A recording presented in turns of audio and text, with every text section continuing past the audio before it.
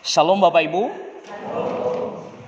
Kita bersyukur bahwa anugerah Tuhan terus melimpah bagi kita hari demi hari. Kita sudah memasuki di minggu ketiga di bulan April ini. Mari kita merenungkan satu bagian kebenaran firman Tuhan dengan tema kita hari ini tersebar sebagai pewarta. Kisah Para Rasul pasal 7 ayat 5 sampai pasal 8 ayat 1 sampai 8. Berhubung ini terlalu panjang, Bapak Ibu nanti bisa lanjutkan membacanya yang tidak sempat kita baca. Kita akan membaca saja di ayat 54 sampai ayatnya yang ke-60, dilanjutkan nanti pasal 8 ayat 1 sampai ayatnya yang ke-8. Kalau sudah ketemu, mari kita baca secara silih berganti. Ketika anggota-anggota Mahkamah Agama itu mendengar semuanya itu, sangat tertusuk hati mereka. Maka mereka menyambutnya dengan gertakan gigi. Tetapi Stefanus yang penuh dengan Roh Kudus menatap ke langit, lalu melihat kemuliaan Allah dan Yesus berdiri di sebelah kanan Allah. Lalu katanya, sungguh aku melihat langit terbuka dan Anak Manusia berdiri di sebelah kanan Allah. Maka berteriak-teriaklah mereka dan sambil menutup telinga serentak menyerbu dia. Mereka menyeret dia keluar kota, lalu melemparinya, dan saksi-saksi meletakkan jubah mereka di depan kaki seorang muda yang bernama Saulus. Sedang mereka melemparinya, Stefanus berdoa katanya, "Ya Tuhan Yesus, terimalah." Sambil berlutut ia berseru dengan suara nyaring, "Tuhan, janganlah tanggungkan dosa ini kepada mereka." Dan dengan perkataan itu meninggallah ia. Saulus juga setuju bahwa Paulus mati. Silakan Bapak Ibu. Pada waktu itu mulai penganiayaan yang hebat mereka dengan Yerusalem. Mereka semua kecuali rasul-rasul tersebar ke seluruh daerah Yudea. Orang-orang saleh menguburkan mayat Stefanus serta meratapinya dengan sangat. Tetapi Saulus berusaha membinasakan jemaat itu, dan ia memasuki rumah demi rumah dan menyeret laki-laki dan perempuan keluar dan menyerahkan mereka untuk dimasukkan ke dalam penjara. Mereka yang tersebar itu menjelajah seluruh negeri itu sambil memberitakan Injil. Dan Filipus pergi ke suatu kota di Samaria dan memberitakan Mesias kepada orang-orang di situ. Ketika orang banyak itu mendengar pemberitaan Filipus dan melihat tanda-tanda yang diadakannya, mereka semua dengan bulat hati menerima apa yang diberitakannya itu. Sebab dari banyak orang yang kerasukan roh jahat, keluarlah roh itu sambil berseru dengan suara keras. Dan banyak juga orang lumpuh dan orang timpang yang disembuhkan. Maka sangatlah besar sukacita dalam kota itu. Amin untuk pembacaan firman Tuhan.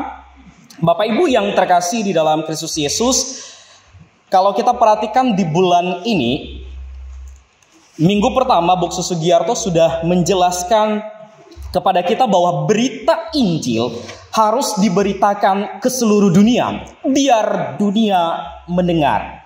Kemudian minggu lalu Pak Nur juga mengingatkan kita, bahkan menjabarkan secara mendetil tentang garis besar daripada kitab Kisah Para Rasul. Kemudian di sana dijelaskan tentang ekspansi daripada gereja yang dimulai dari Yerusalem hingga ke ujung dunia.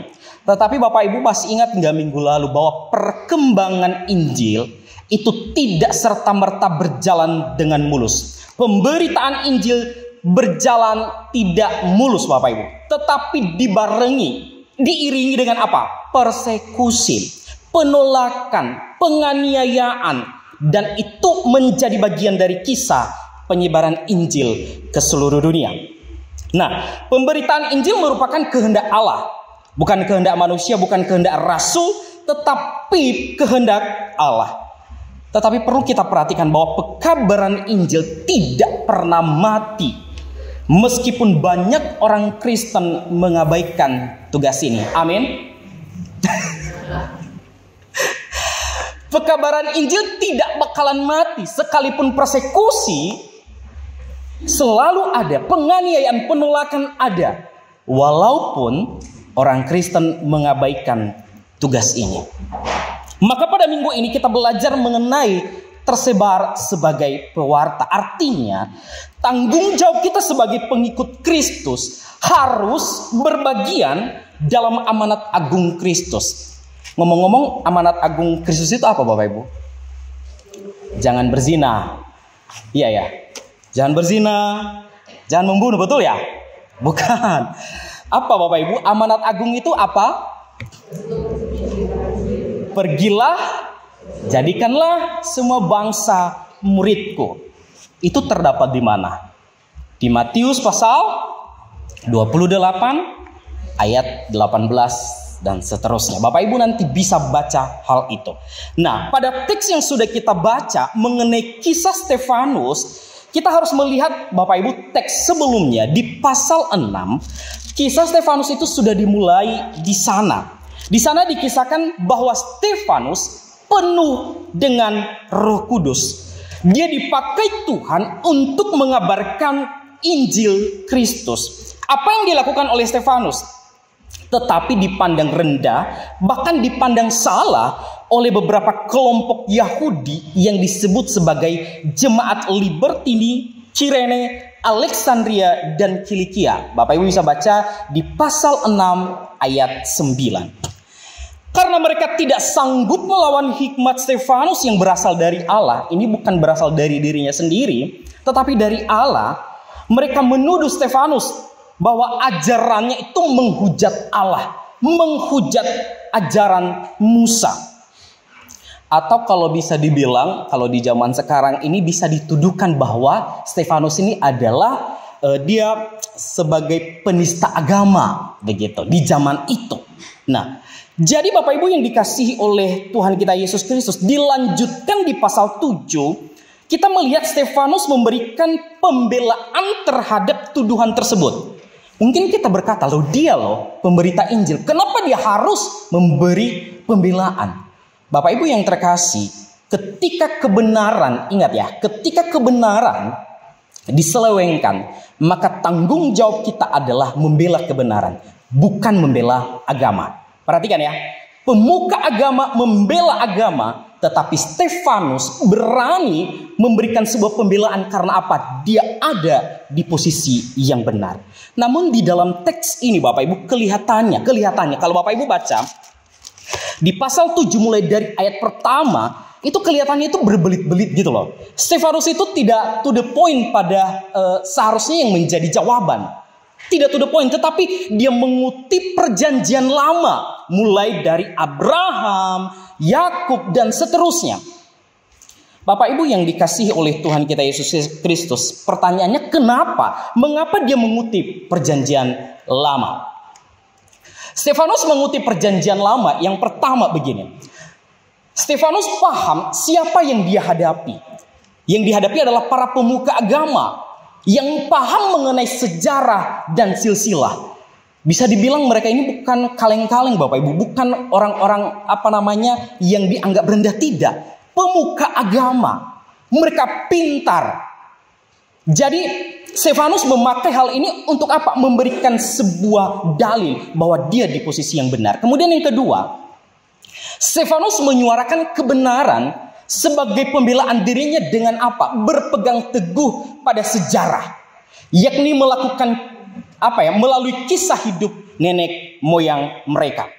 Jadi ada dua hal ini. Kenapa Stefanus mengutip perjanjian lama? Dia berhadapan dengan orang-orang yang bukan sembarangan, yang dianggap remeh. Kemudian Stefanus juga ada di posisi yang benar, menyuarakan kebenaran. Para pemuka agama paham tentang agama, tetapi tidak menghidupi ajaran Tuhan. Maka di sini kita melihat respon Stefanus. Dia mengutip perjanjian lama atas tuduhan terhadapnya. Di sana dia sebutkan ada Abraham, dibahas mengenai ibadah, sunat, mengenai Ishak, Yakub, Yusuf, sampai nanti di kisah Daud. Stefanus menyebut nama-nama nenek moyang bangsa Israel dengan tujuan bahwa dia tetap menyembah Allah yang sama. Dia sembah Allah nenek moyang. Dia tidak menghujat Allah yang hidup. Dia tidak menghujat ajaran Musa. Maka Bapak Ibu yang terkasih di dalam Kristus Yesus, poin penting yang bisa kita pelajari dari sini adalah pemuka agama pasti paham tentang agama, tetapi belum tentu mengenal Tuhan yang diajari di agama.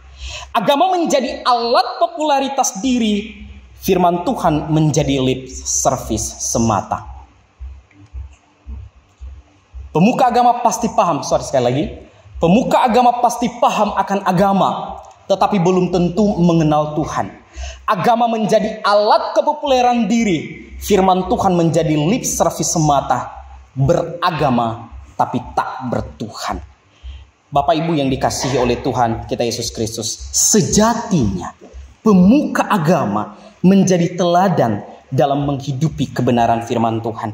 Mereka menyuarakan kebenaran dan hidup di dalam kebenaran, tetapi justru mereka berbuat jahat dengan menghasut orang lain, dengan menuduh Stefanus menghujat Allah dan ajaran Musa.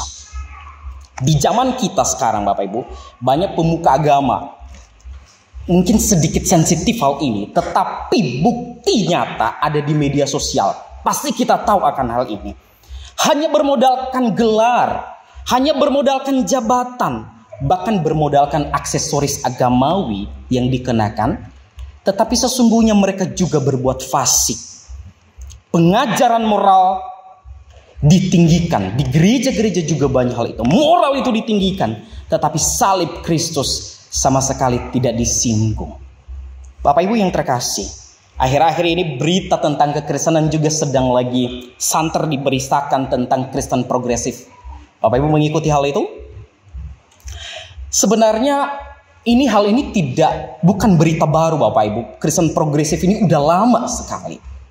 Nah, Kristen progresif ini salah satu pengajaran mereka adalah mereka hanya menggaungkan tentang Allah itu kasih. Sehingga setiap ketemu, statement yang keluar adalah Tuhan mencintaimu, Tuhan mencintaimu, Yesus mencintaimu. Tetapi di sisi lain, mereka mengabaikan natur Allah, sifat Allah yang lain, yaitu keadilan. Bapak Ibu yang terkasih, Allah itu tidak hanya kasih, tetapi Dia juga adil. Allah mengasihi dunia, tetapi Allah juga tidak kompromi terhadap dosa. Dalam keadilannya, Dia tetap menghukum dosa. Jadi di dalam pemahaman yang benar, kasih dan keadilan, bagaimana bisa bertemu hal itu? Melalui pengorbanan. Kasih dan keadilan Allah itu bertemu melalui apa? Pengorbanan. Dan itulah yang dilakukan oleh Yesus Kristus di atas kayu salib. Kita sebagai jemaat Tuhan Bapak Ibu perlu berhati-hati memahami dan menerima setiap pengajaran yang beredar di media sosial. Jangan gampang broadcast sana sini, tetapi kita ditipu Bapak Ibu. Jangan gampang tergiur dengan kalimat-kalimat yang cukup enak, bahkan meneteskan air mata. Jangan. Kita kembali kepada kebenaran firman Tuhan. Maka pada bagian ini yang telah kita baca tadi di ayat 54 sampai di ayat 8 ayat 1a, di sana diceritakan bahwa para pemuka agama yang mendakwa Stefanus merasa tersinggung. Karena kenapa? Mereka sakit hati atas pembelaan diri Stefanus karena mereka tidak menemukan kesalahan atas diri Stefanus. Maka jalan pintas dianggap pantas. Apa yang mereka lakukan? Mereka membunuh Stefanus. Mereka hasut ulang bahwa Stefanus sudah menghujat Allah. Yang dilakukan adalah dia dibunuh dengan dirajam batu. Pada momen itu Bapak Ibu, Saulus ada di sana yang diklaim sebagai pemimpin daripada penganiayaan tersebut. Tetapi coba kita perhatikan, setelah kematian Stefanus, maka penganiayaan yang dialami oleh pengikut Yesus, perhatikan ya, kematian Stefanus tidak berhenti sampai di situ. Penganiayaan itu semakin hebat terjadi. Itu yang kita baca di ayat pasal 8. Tetapi perhatikan, hebatnya penganiayaan, tetapi pemberitaan Injil tidak menjadi ciut. Justru semakin hebat penganiayaan, semakin berkobar Injil diberitakan. Dengan kalimat saya mengatakan bahwa sehebat apapun penderitaan, penganiayaan yang dialami oleh orang percaya tidak meruntuhkan semangat pemberitaan Injil. Pemberitaan Injil terus dikumandangkan, sekalipun ancaman nyawa jadi taruhannya. Amin. Bapak Ibu yang terkasih di dalam Kristus Yesus, pertambahan jumlah petobat baru itu sangat besar. Dimulai dari mana? Dari Yerusalem. Maka Bapak Ibu yang dikasihi oleh Tuhan kita Yesus Kristus, tekanan yang dihadapi oleh jemaat mula-mula ini semakin serius. Melalui kisah Stefanus, di sana kita melihat dia dirajam batu. Melalui peristiwa ini kita melihat juga bahwa Injil terus tersebar di ayat 1 pasal 8. Kemudian selanjutnya ada Filipus membawa Injil ke Samaria di sana. Sebagian tersebar ke perantauan dan menjadi para pekabar Injil yang efektif di sana. Bahkan Injil dibawa ke ujung bumi. Di konteks itu, ujung bumi itu digambarkan tentang Roma. Dengan cara apa? Tidak terduga, Bapak Ibu. Nah, Paulus yang sebelumnya disebut Saulus menjadi pemimpin penganiaya jemaat. Mereka membunuh orang Kristen, atau mereka disebut ya orang-orang, ya bisa dibilang zaman sekarang Saulus itu adalah teroris, Bapak Ibu. Tetapi perhatikan nantinya setelah dia ditangkap oleh Kristus di pasal 21 Bapak Ibu, dan pasal sampai pasal 28, dia menjadi pemberita Injil yang hebat. Dan hebatnya, yang dulunya dia penganiaya, di pasal 28 berita Injil sampai di Roma, dia juga menjadi korban penganiayaan. Tersebar sebagai pewarta Injil. Penolakan dan penganiayaan tak terelakkan. Tetapi satu yang pasti, penyertaan Tuhan, jaminan penghiburan Tuhan telah disediakan. Perlu kita ketahui Bapak Ibu, ada hal yang perlu kita ketahui bahwa misi atau pekabaran Injil di dalam Alkitab itu ada dua bagian. Yang pertama, misi dalam perjanjian lama itu bersifat sentripetal, yaitu dari luar ke pusat. Artinya bahwa segala bangsa pergi ke Yerusalem karena di sana mereka bisa mengenal Tuhan. Mereka bisa menyembah Tuhan di sana. Itu di dalam perjanjian lama. Sementara perjanjian baru, Injil, misi bersifat sentrifugal. Artinya bahwa dari Israel keluar kabar keselamatan. Jadi misi ini ada dua hal yang perlu kita pahami, bahwa sentripetal yaitu mulai bangsa-bangsa, segala bangsa pergi ke Yerusalem menyembah Allah. Di sana ada bait Allah. Sementara dalam perjanjian baru sifatnya sentrifugal. Artinya bahwa mulai dari dalam, dari dalam keluar, mulai dari Yerusalem pemberitaan Injil hingga ke ujung bumi. Sementara misi di dalam perjanjian baru itu yang kita kerjakan sampai sekarang. Maka dari tema kita Bapak Ibu, tersebar sebagai pewarta, yang menjadi poin perenungan kita cuma dua Bapak Ibu, tidak banyak, cuma dua. Yang pertama, sebagai pewarta Kristus, tersebar sebagai pewarta Kristus, hidup kita ini pertama-tama sebelum kita menjadi saksi, hidup kita harus ditransformasi oleh Injil. Hidup kita harus ditransformasi oleh Injil. Sangat mustahil Bapak Ibu jika Injil itu bisa mengubah orang lain tanpa kita terlebih dahulu dibaharui oleh Injil. Artinya bahwa kita sebagai pemberita, kita sebagai alat Tuhan mengabarkan Injil Tuhan, pertama-tama hidup kita telah ditransformasi, telah diubahkan oleh Injil.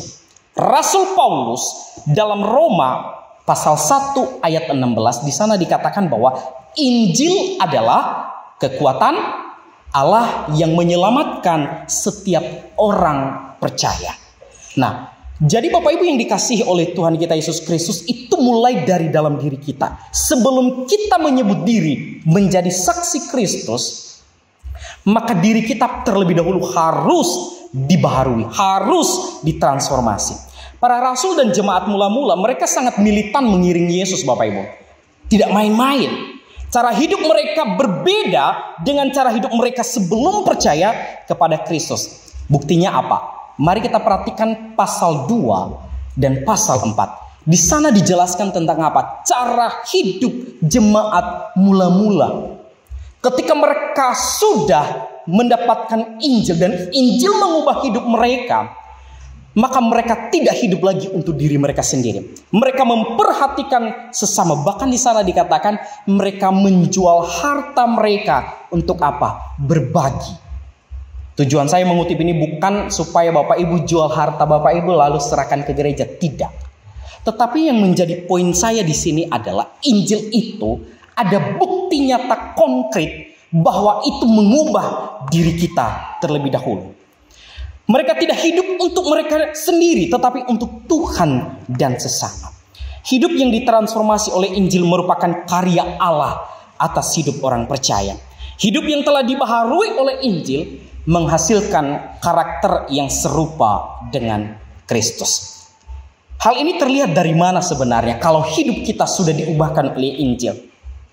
Salah satunya adalah bagaimana cara kita memperlakukan sesama. Apakah kita memperlakukan sesama? Siapa sih sesama kita?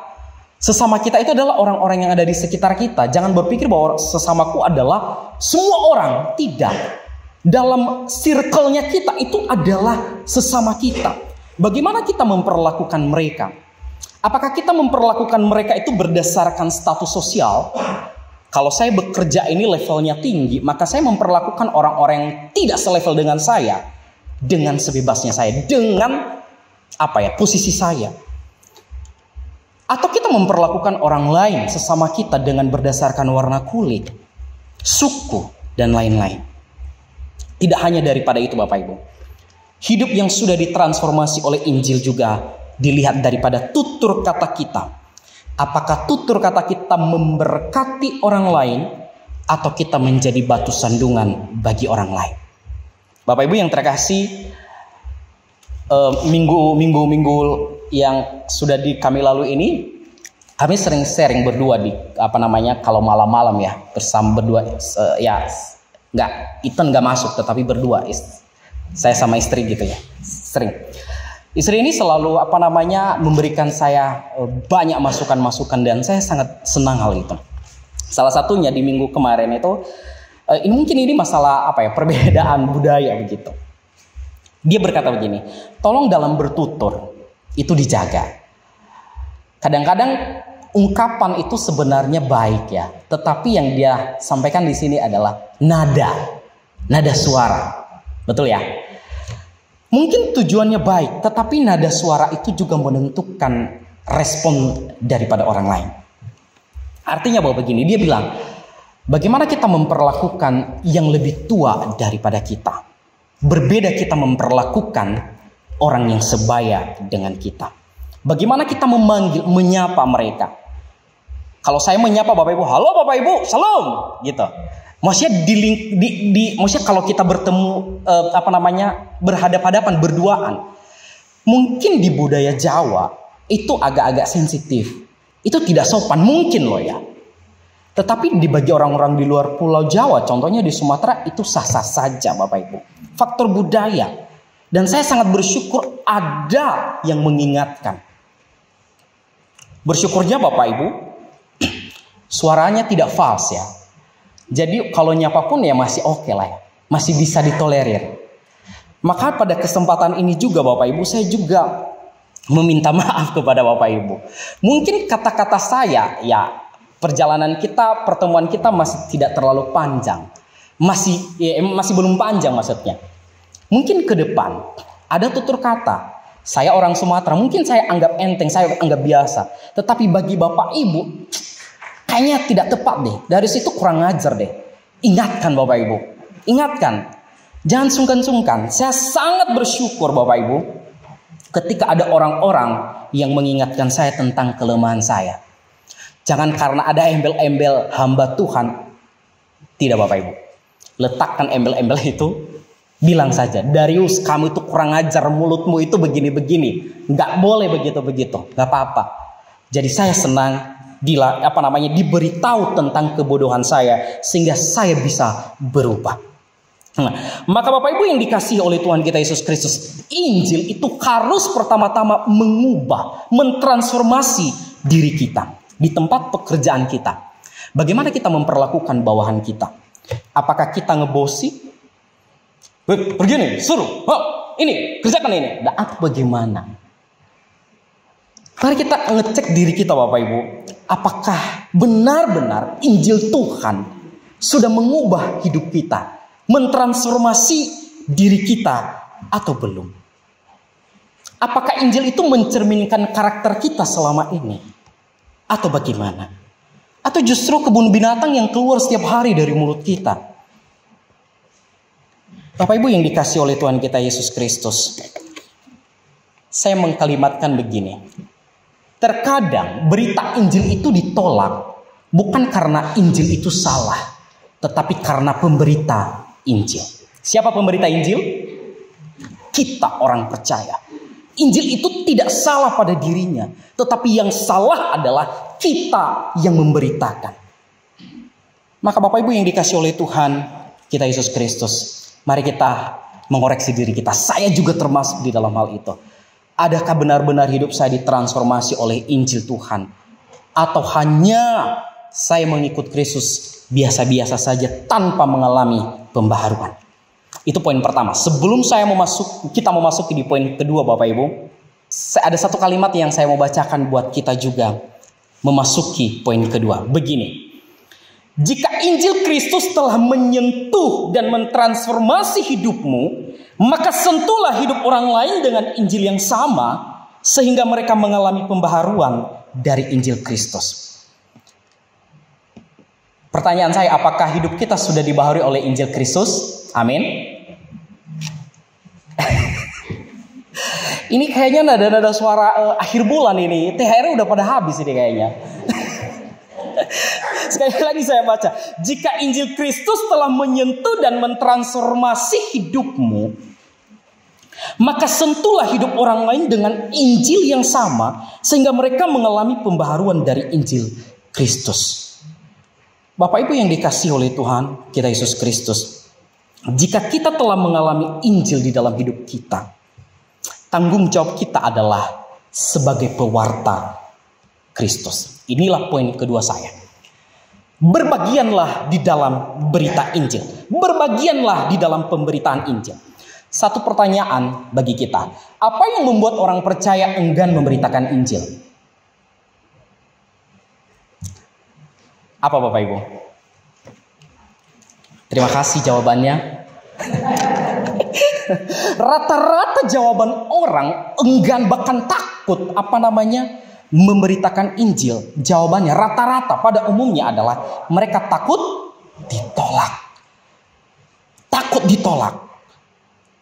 Dan lain sebagainya. Tidak sedikit di antara kita juga orang Kristen itu seperti yang saya sampaikan dari awal. Mereka mengabaikan panggilan pemberitaan Injil. Bahkan pemberitaan ini, perhatikan Bapak Ibu, pemberitaan Injil selalu, ini kata-kata saya, selalu dianaktirikan di dalam gereja.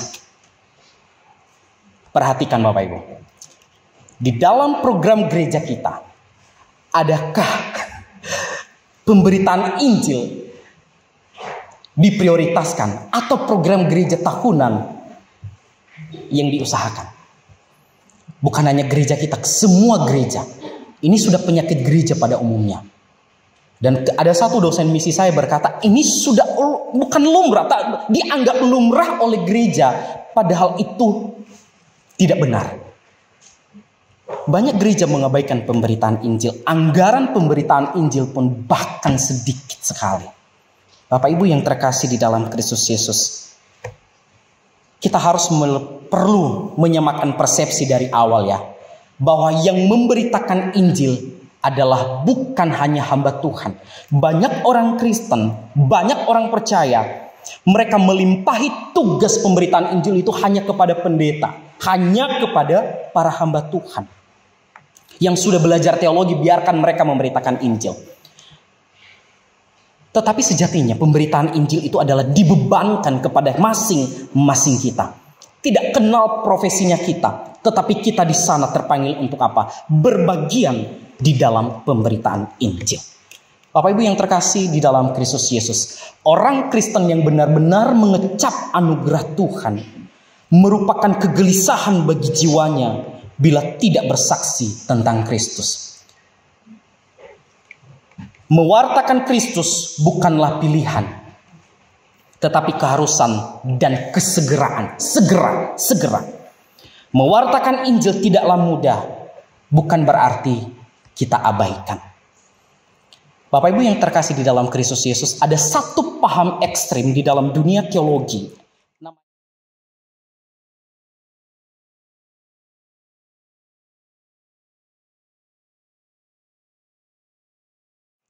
Mereka mengagungkan tentang kedaulatan Allah. Allah sudah berdaulat. Allah sudah berdaulat dengan orang ini. Kalau Allah sudah berdaulat, maka Allah sudah menentukan orang ini masuk surga dan tidak masuk surga. Sehingga dalil itu dipakai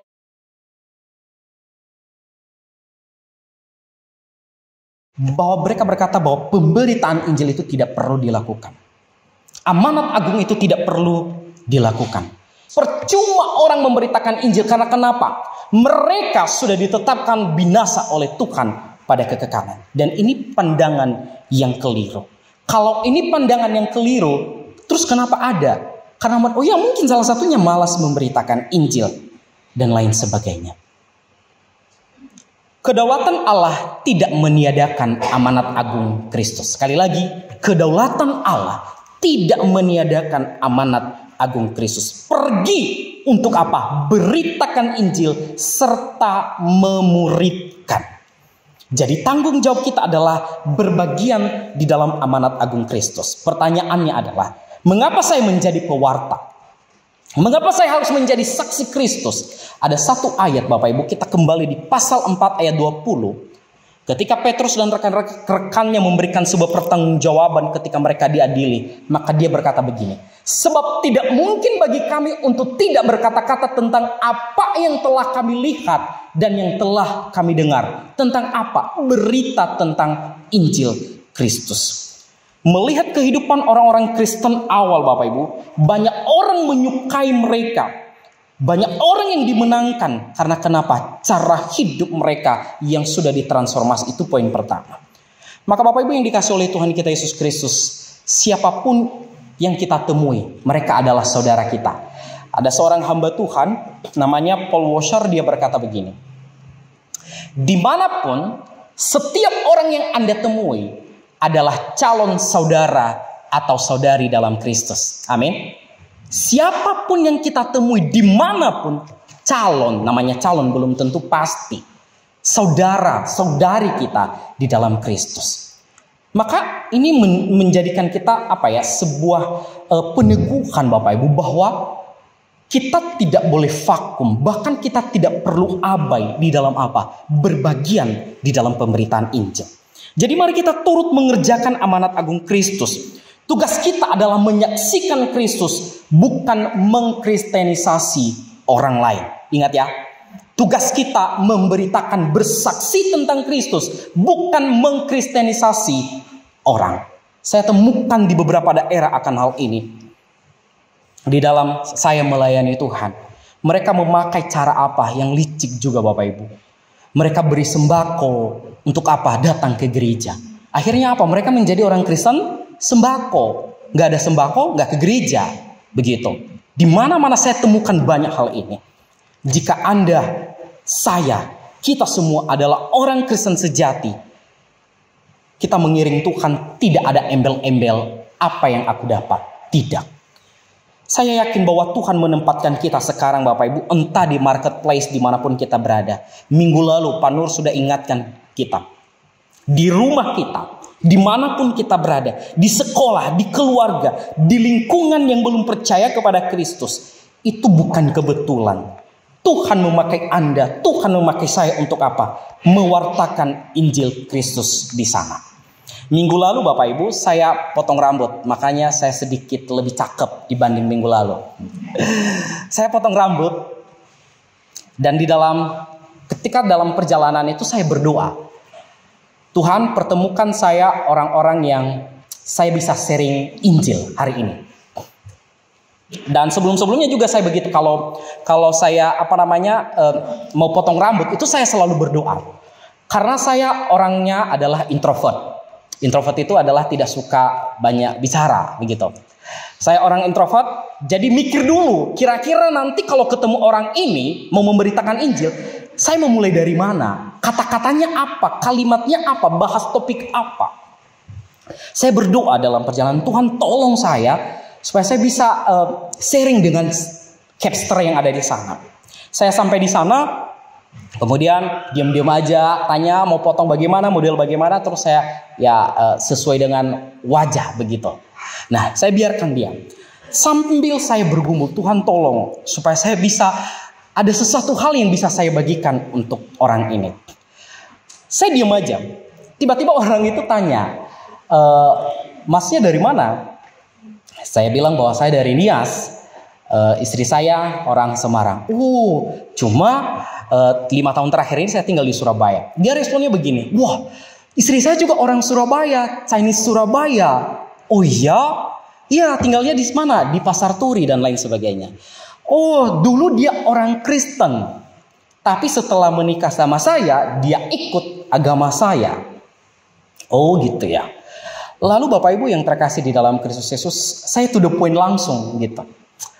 Oke lah, kalau begitu dia sudah mengiring Mas begitu. Istri Anda mengikut Anda di dalam kepercayaan. Pertanyaan saya adalah, kehidupan kita ini kan sementara nih. Selalu diakhiri dengan apa? Kematian. Dan kematian kekal. Hanya 2 hal kemana tujuan kita. Surga dan neraka. Saya bertanya, Masnya mau kemana nanti setelah meninggal dunia? Wah, itu mudah-mudahan sih saya bisa masuk surga, Mas. Gitu, ibadahnya aja jarang begitu. Oh ya? Iya, saya juga begitu, Mas. Saya respon begitu. Saya juga begitu. Ibadah saya itu bolong-bolong. Tapi sekarang ini rutin, saya melayani Tuhan, begitu. Akhirnya saya memberitakan tentang Kristus bagi dia. Mas, mau nggak berita baik? Iya, apa itu? Saya ceritakan tentang Kristus. Ingat Bapak Ibu, pemberitaan kita, kesaksian tentang Injil Kristus, bukan pengalaman kita, bukan kesaksian atas dasar kesaksian kita, tetapi kematian dan kebangkitan Kristus. Itulah yang saya sampaikan kepada orang ini. Oh gitu, terus dia respon begini, bukannya Yesus itu yang disalib itu adalah bukan Yesus loh sebenarnya, itu kan orang lain. Aku bilang, di dalam kebenaran yang saya pahami bahwa yang disalib adalah Yesus. Bahkan bukti sejarah itu sudah membuktikan dan lain sebagainya. Oh ya begitu, berarti gampang ya menjadi orang Kristen. Aku bilang tidak, harus memikul salib.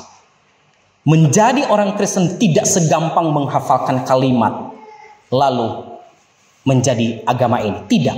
Menjadi orang Kristen harus memikul salib. Pada akhirnya Bapak Ibu, orang ini tidak menerima. Tetapi tanggung jawab saya sudah bersaksi memberitakan Injil.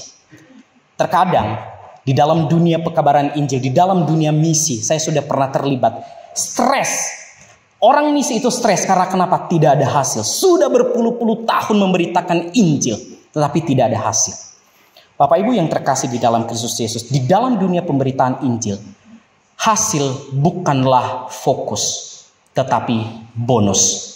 Tanggung jawab kita adalah beritakan, bersaksi. Siapa? Injil Kristus.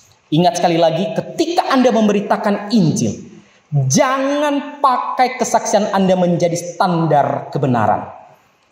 Pakailah kematian dan kebangkitan Kristus yang menjadi pemberitaan kita. Mungkin Tuhan memakai kesaksian kita, pengalaman hidup kita, tetapi itu bukan kebenaran. Kebenaran adalah Kristus itu sendiri, dan itu adalah Injil. Bapak Ibu yang terkasih di dalam Kristus Yesus, saya mengutip satu ungkapan dari Timothy Keller. Dia begini, bekerja merupakan kehormatan, karena itu adalah sesuatu di mana Allah turut mengerjakan sesuatu. Dan karena kita melakukannya di tempat Allah, di mana kita sebagai wakilnya, di sana. Bapak Ibu yang terkasih, jangan kita berpikir bahwa saya bekerja di sini Allah tidak ada. Tidak. Dimanapun kita berada, kita bekerja, di sana adalah tempatnya juga Allah bertahta. Maka kita dipanggil di sana sebagai apa? Duta-duta Kristus, sebagai wakilnya. Bapak Ibu yang terkasih di dalam Kristus Yesus, entah kita berprofesi sebagai ibu rumah tangga, jangan berkata, itu tugasnya anak-anak muda. Tidak, Bapak Ibu. Tadi ada satu ungkapan bahwa berita Injil itu sifatnya segera diberitakan. Karena kenapa? Kita tidak tahu kapan waktunya Tuhan. Apakah kita sampai nanti sore atau tidak? Mari kita merenungkan hal ini. Di minggu ini, saya yakin dan percaya bahwa di bulan ini juga bukan kebetulan kita merenungkan, membahas tentang pemberitaan Injil. Tetapi ini adalah sebuah rencana di mana Tuhan memakai hal ini untuk apa? Kita berbagian di dalam pemberitaan Injil. Sekali lagi, jangan abai Bapak Ibu di dalam pemberitaan Injil. Ketika Anda sudah mengecap anugerah Allah, pastikan anugerah itu jangan untuk diri sendiri, tetapi bagikanlah untuk orang lain. Dimanapun kita berada, apapun profesi kita, beritakanlah Injil Kristus. Kiranya Tuhan menolong dan memberkati kita.